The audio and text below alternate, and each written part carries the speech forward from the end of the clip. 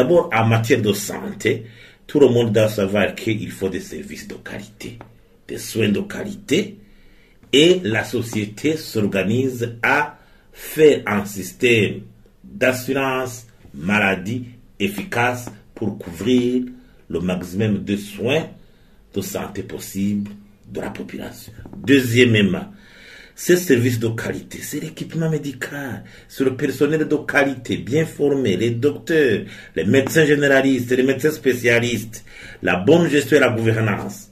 Et aussi, il faut disponibilité. Pour disponibiliser ces médecins, il faut bien les payer, comme on le voit dans d'autres pays. Alors, il faut tabler, miser sur l'affectation budgétaire. Parce qu'on ne peut pas comprendre comment actuellement on se targue de dire que les recettes fiscales augmentent d'année en année. Le gouvernement continue à s'endetter. On a une dette abyssale de plus de 6 000 milliards, dont 70% est conçue par la dette intérieure. Comment cette augmentation des recettes de la dette sans améliorer le service de santé de la population? Quelle est l'affectation budgétaire? Quel type d'affectation budgétaire dans ce cas?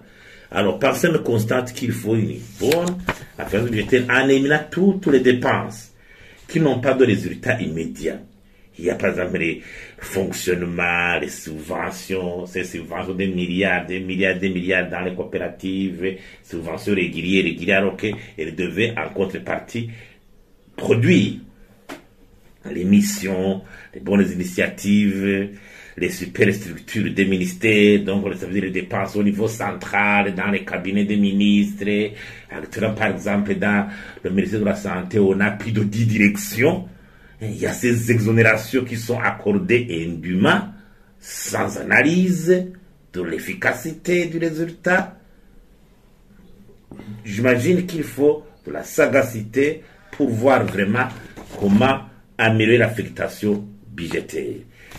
Actuellement, le budget du ministère de la Santé compte un budget de plus de 340 milliards, 172 milliards financement interne et 164 milliards dans les projets.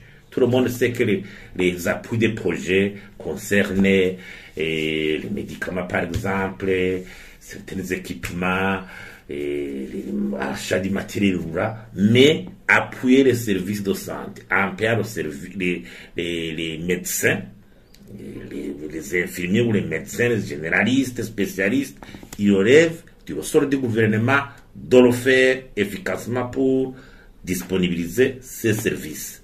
Donc l'hôpital en soi qui reçoit des subventions de l'État avec d'autres recettes collectées à partir des paiements ici et là, je crois que quelque part il faut que le gouvernement mise sur le paiement des services de la santé, plutôt des services des médecins, pour que d'autres dépenses soient couvertes par les paiements des patients et d'autres appuis éventuels des bailleurs de fonds.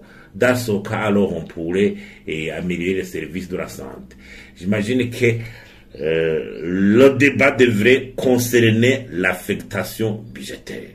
Comment faire une bonne affectation budgétaire pour améliorer les services de base sociaux, des services sociaux de base comme la santé, par les mêmes médications.